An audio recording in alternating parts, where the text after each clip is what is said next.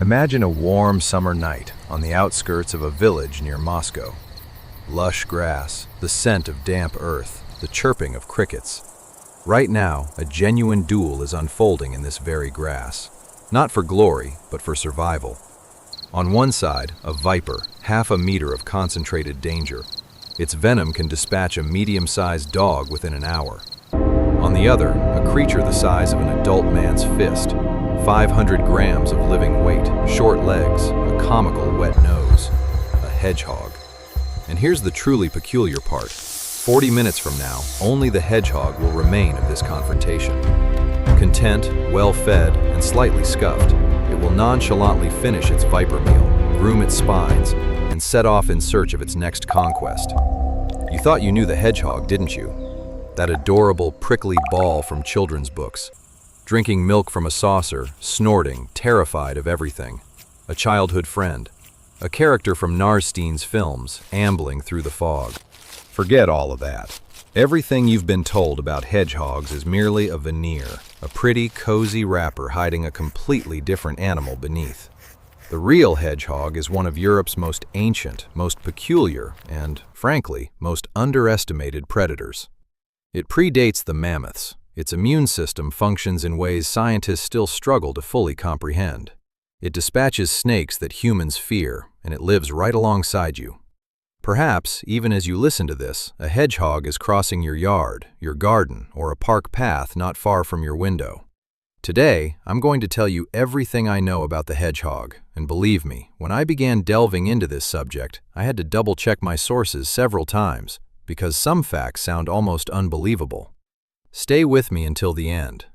Closer to the middle, I'll discuss an experiment from 1966 that completely redefined our understanding of hedgehog immunity.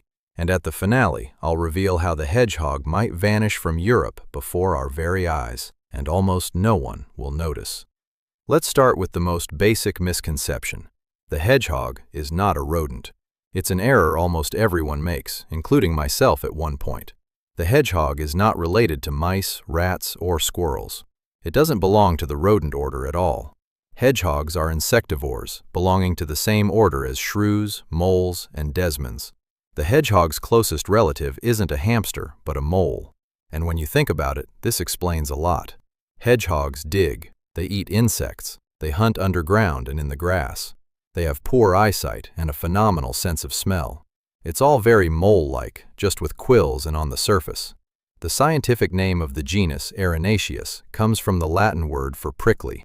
There are 17 hedgehog species worldwide. They inhabit Europe, Asia, and Africa. The New World, meaning both Americas, has no hedgehogs and never has. They haven't been introduced to Australia either. It's a purely Old World animal. The most common in our region, the European hedgehog, Erinaceus europaeus, is the one we'll primarily focus on today, though I will mention others. Now, about the quills themselves. An adult hedgehog has between 5,000 and 7,000 quills. The exact number depends on age, sex, and individual characteristics. One British zoologist in the mid-20th century, driven by scientific curiosity, manually counted the quills on 3 deceased hedgehogs. The results were 5,100, 5,800, and 6,200. A task, to put it mildly, not for the faint of heart. Essentially, a quill is a modified hair. It's the same structure, the same keratin that makes up your nails and hair, only compressed into a rigid tube with a sharp tip.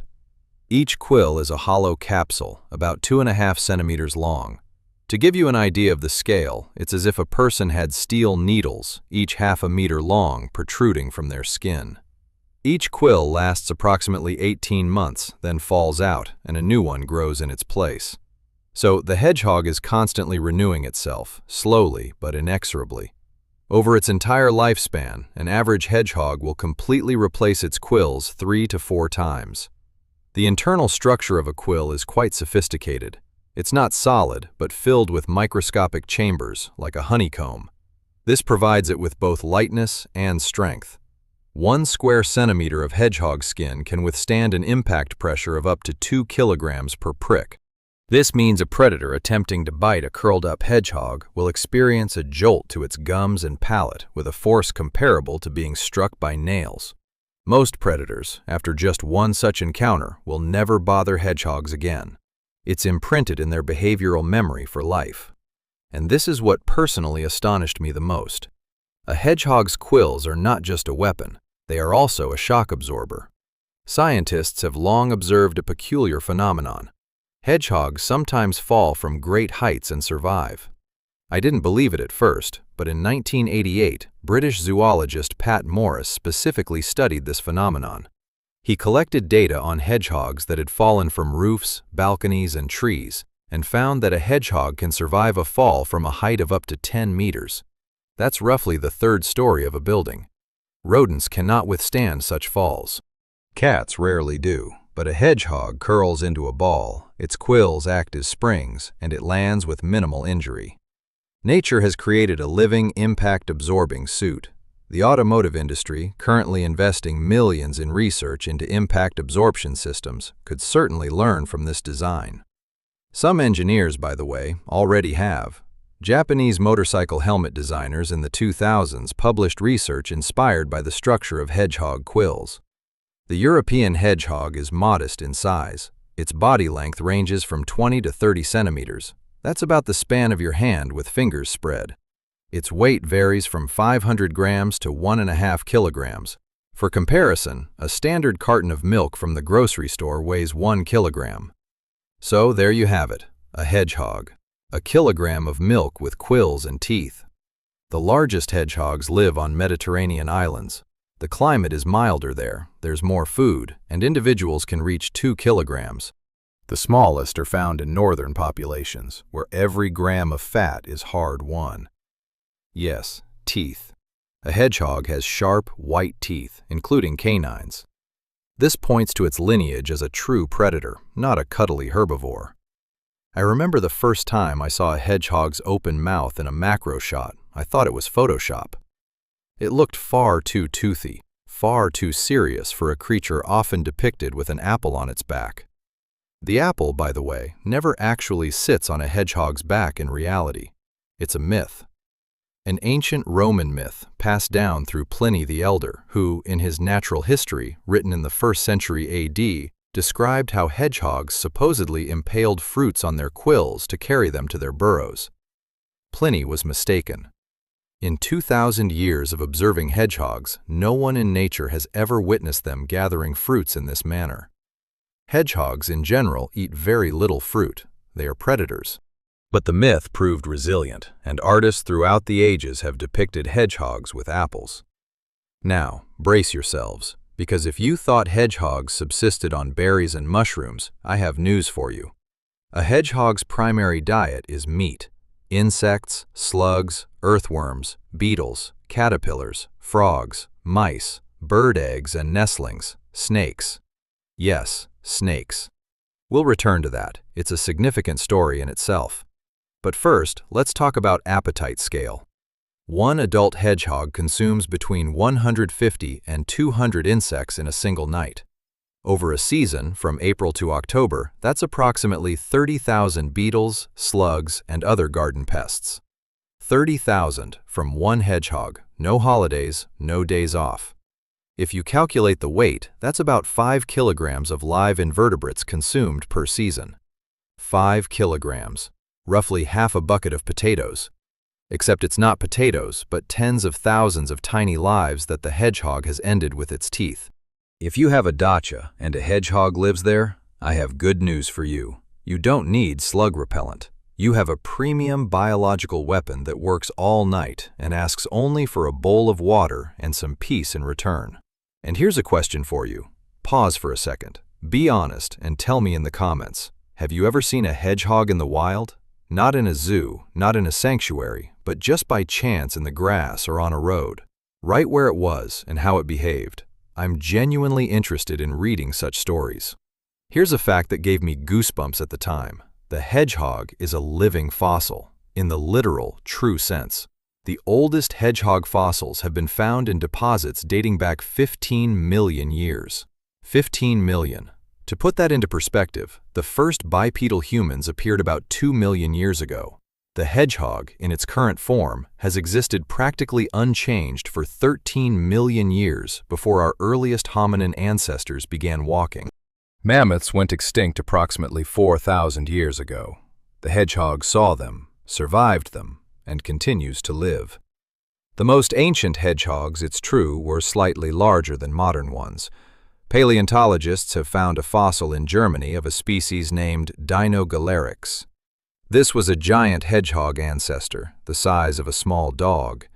Its body length was about 60 centimeters. This beast lived 10 million years ago in the territory of modern-day Italy, which was then an island in an ancient sea.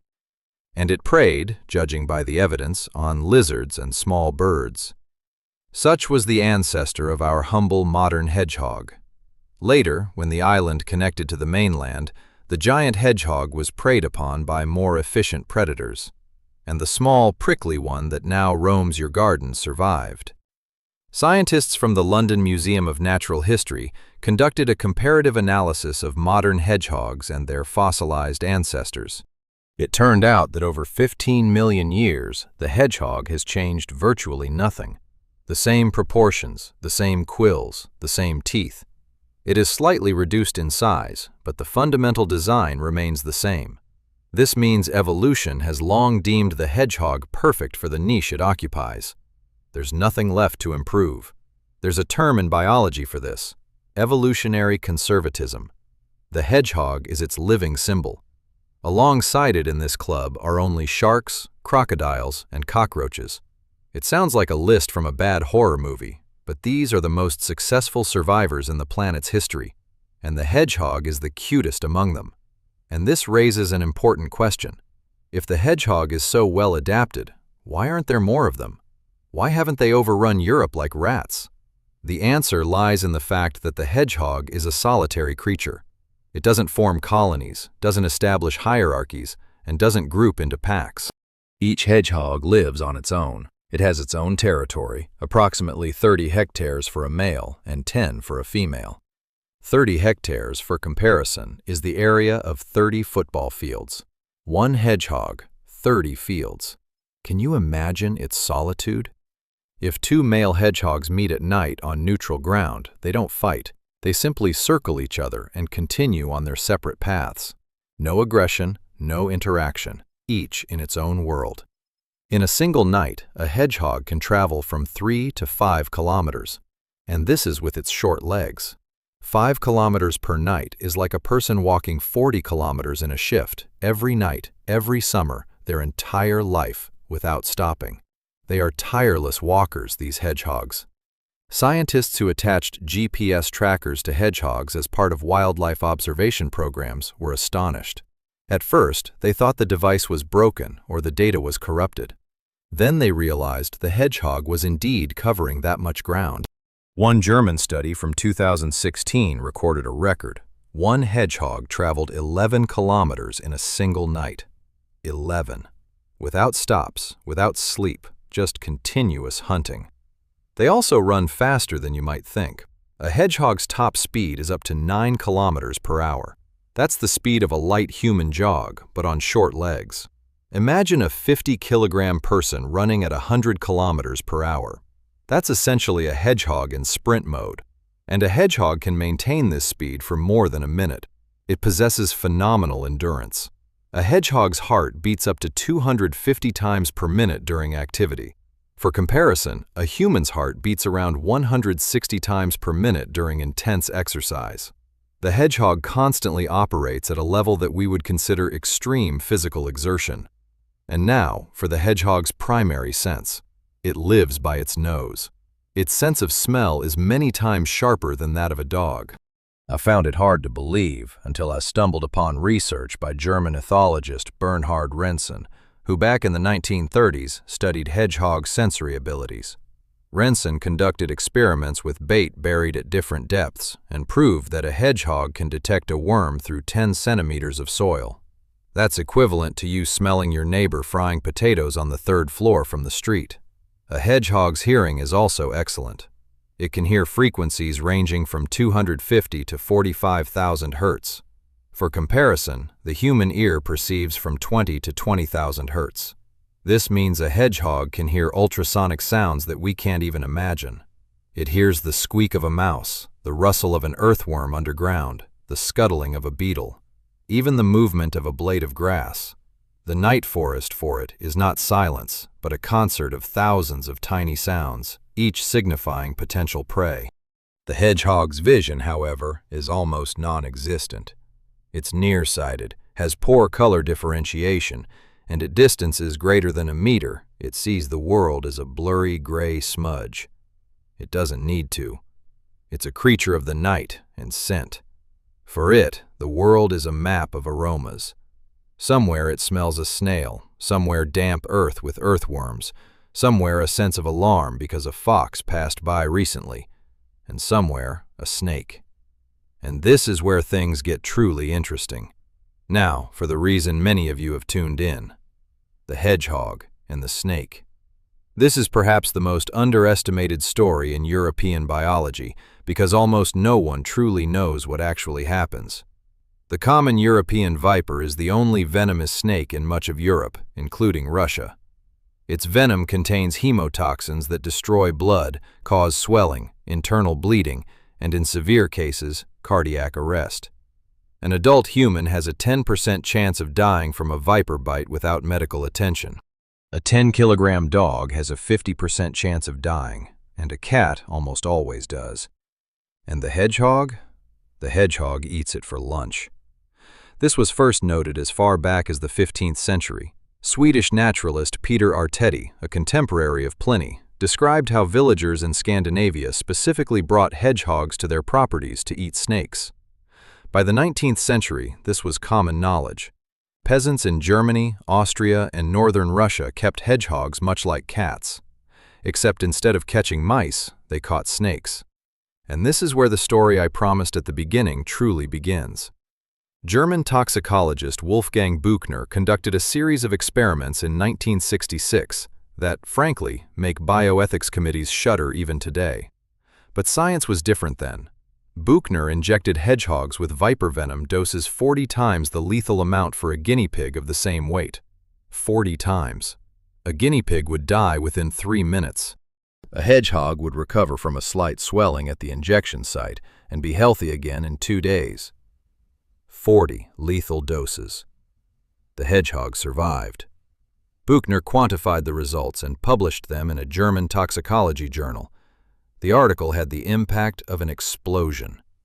Previously, it was believed that a hedgehog's resistance to venom was somewhat exaggerated folklore. Buchner proved it was a biochemical fact. It gets worse. That is, for the viper. Buchner discovered that a special protein circulates in the hedgehog's blood, which he named erinacin, from the Latin name for hedgehog, erinaceus. This protein binds to the venom toxins and neutralizes them before they can damage tissues. This is not immunity in the usual sense. It's not antibodies that the body produces after initial exposure. It's an innate biochemical defense built into the hedgehog from birth. A hedgehog might never encounter a snake in its life and still be protected from it. Furthermore, later, in the 1990s, a group of American biochemists from the University of San Diego conducted a detailed study and found that erinacin neutralizes not only viper venom, but also effectively combats the venom of pit vipers, certain components of bee venom, and scorpion venom. It's a universal antivenom mechanism that the hedgehog carries in its blood from birth. Nature has created a living first aid kit on legs. This is what personally amazed me the most throughout this entire subject. We humans have spent decades trying to create a universal antivenom serum.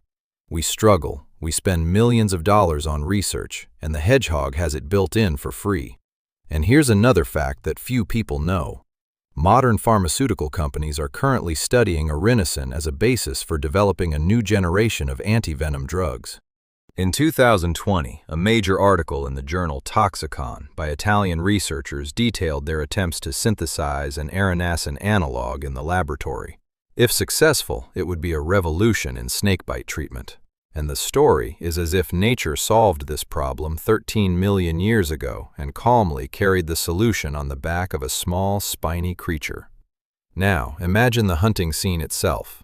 The hedgehog detects the snake from a distance and approaches. The viper assumes a defensive posture, hisses, and prepares to strike. The hedgehog feigns an attack and immediately curls into a ball. The snake strikes and impales itself on the quills. A bite on a quill is useless. The venom doesn't enter the bloodstream. The snake repeats its attack, hitting quills again, while the hedgehog gradually rolls closer. And at some point, when the snake tires and becomes less agile, the hedgehog suddenly unfurls and seizes it by the head. Hedgehog teeth are designed such that piercing the snake's spine behind the skull is a single movement task. The fight is over. The entire tactic usually takes between 15 and 40 minutes. The hedgehog doesn't rush. It knows that even if the snake bites it in an unprotected area, the venom will have little effect. It has time. The viper doesn't. Then, the hedgehog swallows it whole, bones and all. From a half-meter viper, all that remains is bare earth and a satisfied hedgehog. The entire consumption process takes another 20 minutes. The hedgehog starts from the head and gradually moves towards the tail, grinding its prey with its 36 teeth. Interestingly, other animals also hunt vipers, but none are as effective. A fox can kill a viper, but often dies from a bite itself. The hedgehog doesn't face this problem. The hedgehog can be called a snake specialist, and not just vipers. In southern Europe, hedgehogs hunt the common European viper, the blunt-nosed viper, and the Levantine viper, snakes whose venom is even more potent than that of the common viper, and yet the hedgehog still prevails. I admit, this was a revelation to me. All my life, I thought hedgehogs were such cozy creatures that ate milk and gazed sadly at the moon. But they turned out to be professional snake killers, equipped with an inbuilt antivenom that every pharmacologist in the world dreams of. Since we're on the topic of food, let's clarify everything. A hedgehog's diet is a separate matter, and almost everything you know about it is likely untrue. Myth number 1. Milk. Never, under any circumstances, give a hedgehog milk. Cow's milk is poison to a hedgehog. Hedgehogs lack the enzyme lactase, which breaks down milk sugar. Milk causes them severe diarrhea, dehydration, and often death. Every time a well-meaning gardener pours milk into a saucer for a hedgehog, they are unknowingly causing the animal a slow, agonizing death. A hedgehog that drinks milk can die within 2 to 3 days, and the most unfortunate part is that it doesn't happen immediately. The gardener sees the hedgehog drink and leave, feeling pleased they've helped nature, but a day later, the hedgehog lies in the grass with a failing digestive system. If you want to help a hedgehog, pour it plain, clean water. That's the only thing it needs from you. You can also place a dish of cat food without dyes. A hedgehog will thank you, but milk, never. Myth number 2. Apples and mushrooms. Hedgehogs do occasionally eat fallen fruits, but this is a rare and forced dietary choice. Their digestive system is not adapted for plant-based food. The foundation of their diet is animal protein. 90% of what a hedgehog eats in its lifetime consists of insects, mollusks, worms, and small vertebrates. If a hedgehog eats an apple, it's like you starting to chew cardboard out of hunger. You can do it, but it's not beneficial. What does a hedgehog really eat? Here's an honest list based on data from British biologists who studied the stomach contents of hedgehogs in a 2014 study. At the top are beetles and their larvae, especially June bugs, dung beetles, and ground beetles. Second are earthworms, up to 100 per night. A hedgehog can consume earthworms weighing up to 200 grams in a single night. That's almost half its own weight. Imagine a person eating 30 kilograms of meat in one night. Third are slugs and snails. Moreover, the hedgehog eats snails, shells and all. Then come caterpillars, millipedes, spiders, small frogs, small lizards, mice, shrews, bird eggs if it finds a ground nest, and, of course, snakes. There's an old English saying, if a garden has a hedgehog, it won't have slugs. They simply won't exist. The hedgehog will eat them all. One hedgehog can clear an area of up to 1 hectare of slugs almost completely in one season. This is true biological garden protection, free and effective. In Britain, hedgehogs are now intentionally introduced into gardens to combat slug infestations. There's even an organization dedicated to helping British hedgehogs, which breeds them for such purposes and educates gardeners on creating hedgehog pathways. These are small openings in fences between properties,